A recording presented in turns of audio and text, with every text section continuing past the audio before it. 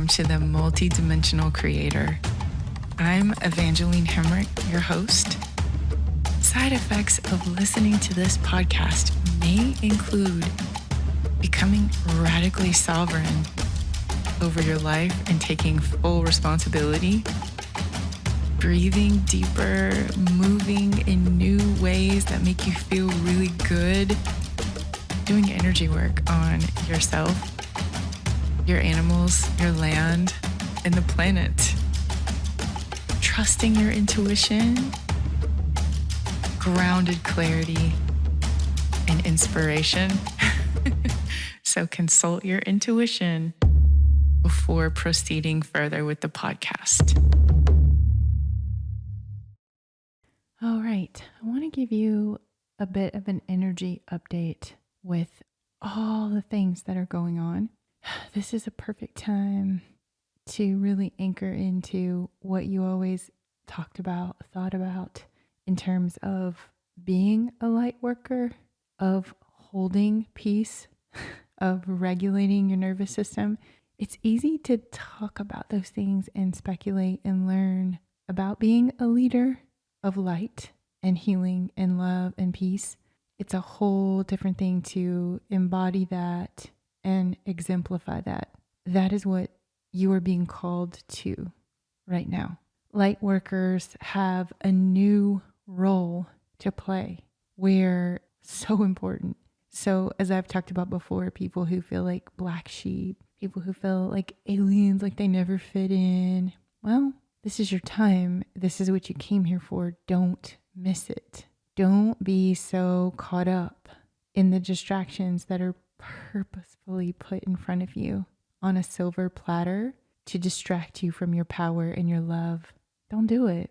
Don't waste everything you invested in all these years in the density when you were taking healing classes and reading self-help books and learning how to regulate your nervous system, learning how to get past traumatic events in your life, because we all have them. And we finished up the Death Doula course for this round last night, and it was so sweet. It was such a beautiful experience. And one thing we were talking about with the Death Doula training group is, well, hey, here's another word most people don't know that is what you are, a psychopomp. Have you ever heard that word? I had only heard it in shamanic communities and shamanic trainings until now. And now hospice workers are getting referred to as psychopomps, and of course doulas, anyone who transitions someone through. And so that's very different than the shamanic definition that I was taught. But it makes sense because we're in this wobble of the old world and the new frequency, the new way of doing things that is coming along. So if you are going to midwife this world, if you're going to help these people and be a bridge for people to walk into the golden age and out of the chaos and the separation and the greed and the corruption and fear, if you're going to be the one to assist them into their power, to remembering how magnificent it is to be a human being and what we had to do to get here, to have these extraordinary bodies on this gorgeous planet. If you are a part of helping everyone remember how great life is and how powerful they are as children of the divine, then you got to take care of yourself. You cannot be on the distraction train of, hey, look at this horrible thing that just happened. And oops, there goes my power. Oops, there goes my power. I'm leaking out all my energy. Okay, so I was just in my zone giving the transmission that I wanted to give, and ding, my alert comes through on my phone with a text, and I have every notification turned off. Okay, I know you can relate. Sometimes technology is just like, haha, I'm going to do it anyway, even though you've prepared. And even though that can be frustrating, it's something that we just have to accept and move through and not try to be perfect with technology. And one thing that's really taught me that is taking other people's Zoom webinars and classes. And then I would be a whole lot less hard on myself when Zoom would do weird things for me and glitch and just strange things happen when you're doing webinars. But I think that's what we have to allow for and go ahead and share our message and get our medicine out to the world anyway and not hold back because technology might mess up. Because I remember how afraid I was of learning all the equipment. And now I'm such a gearhead when it comes to podcasting, which is funny because I was so, what mic do I use? How do I do this? How do I do that? And I just bumbled around, made mistakes, spent way too much money on equipment and found out. That's how I did it. My mic is not necessary now, like the kind of mic that I have. And this is going to continue to change like this. Now you can get things so much cheaper and they work better. But all of that is a learning process that you just smile and you just go ahead and go through it. But that's what I wanted to say. If I had let technology stop me, I would have never written my book. I would have never created the first online course. And I certainly would not be talking to you right now. And my whole point in doing that, just like I told you at the beginning of this relaunch of the podcast, my whole point is to transmit hope, encouragement, and support to lightworkers out here that are very important. You are very important in the work that you are here to do.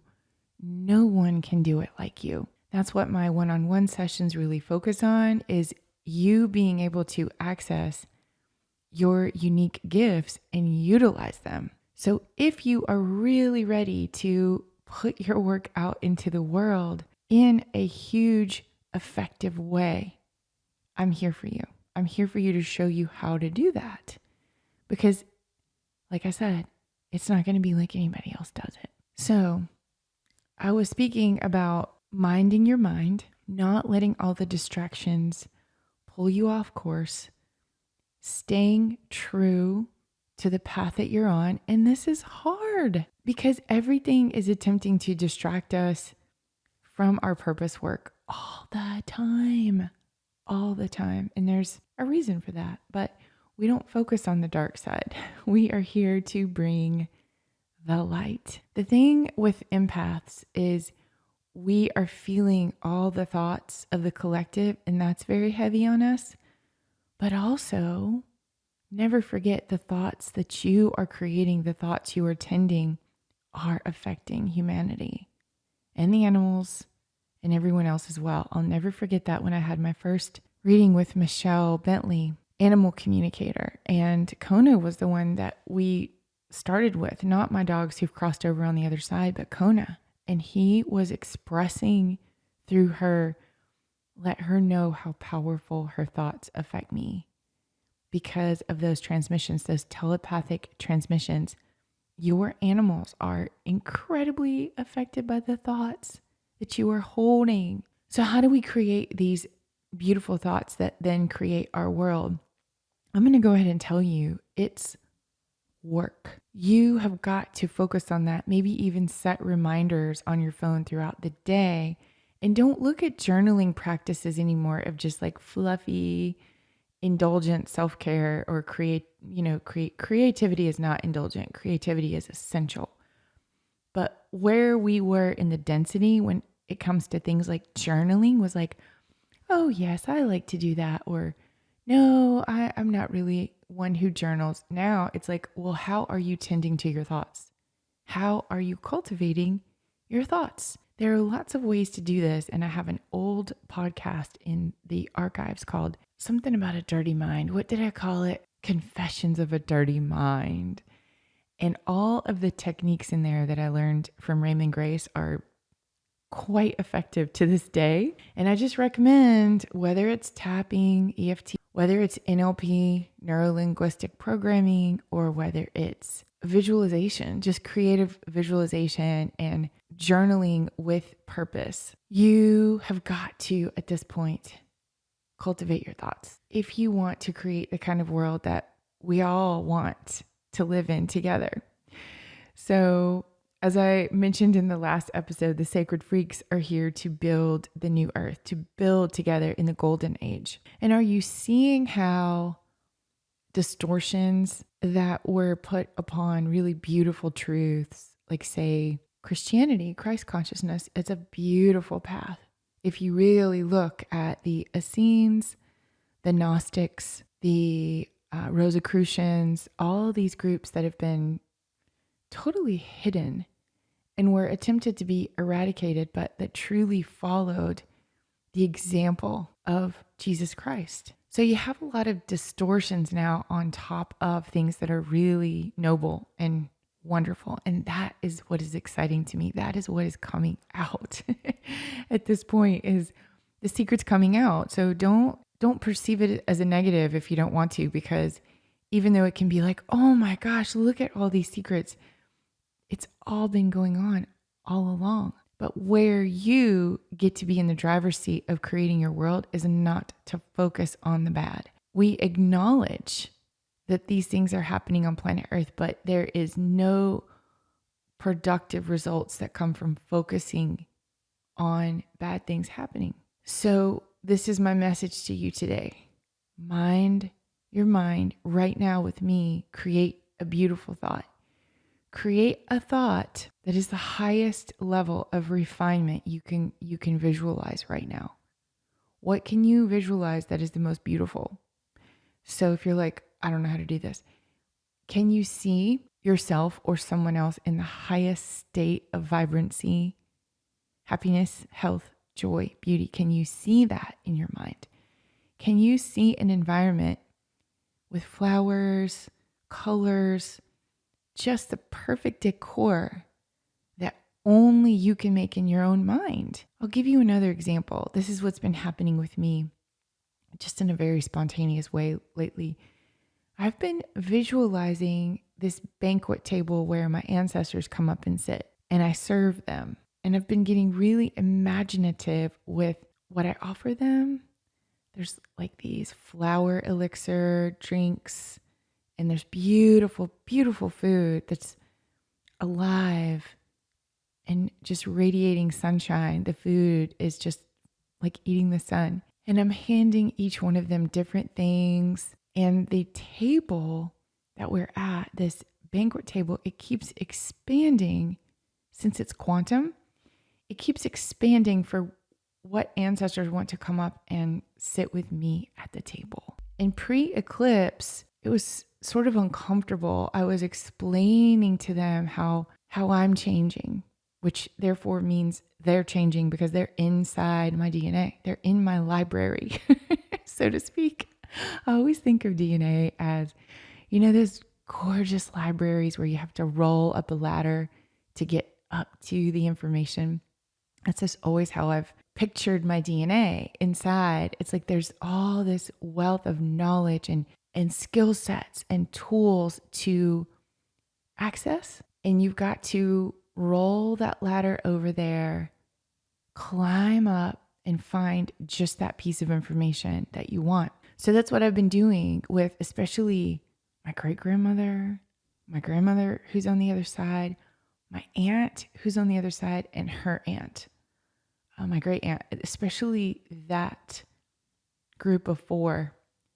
In my matriarchal lineage, I have felt the difference inside of me as this visualization keeps changing, where now they're actually in ceremony with me. It's like an initiation. Beautiful, beautiful, loving receptivity, reciprocity going on this is happening in my visualization, in my mind, but it's affecting my energy field. It's affecting my DNA. And I'm really noticing each one of them in their unique beauty and their unique gifts. So we have to always remember, imagination is a healing tool.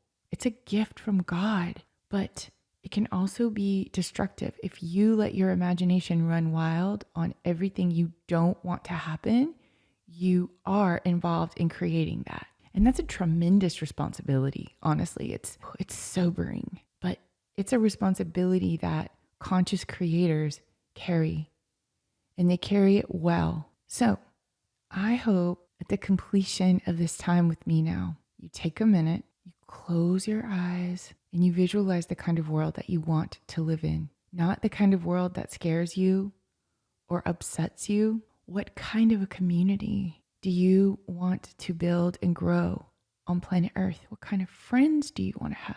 What satisfying creative works and endeavors will make you feel excited to jump up in the morning, can't wait for your feet to hit the ground, and make you have a smile on your face when you go to bed at night of job well done, satisfaction? These are the types of things that I want you to entertain in that movie that runs in your head all the time. What kind of love do you want to be in? How do you want to be treated? And how do you want other people to treat you? Daydream on that. Listen to a love song that you can sing to yourself. Look in the mirror and tell that person how much you love that person. Have you tried these things? If you have not, and you're not satisfied with the level of conscious creation you're doing to build your world, these are some ideas. Let me know how it goes. And remember to have a playful curiosity like you're 5 years old.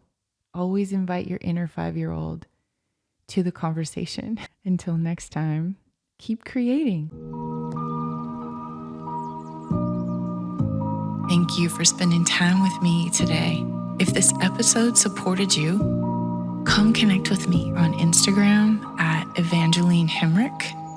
You can find my website, evangelinehemrick.com. And we also have a supportive community for multidimensional creators like you on Facebook.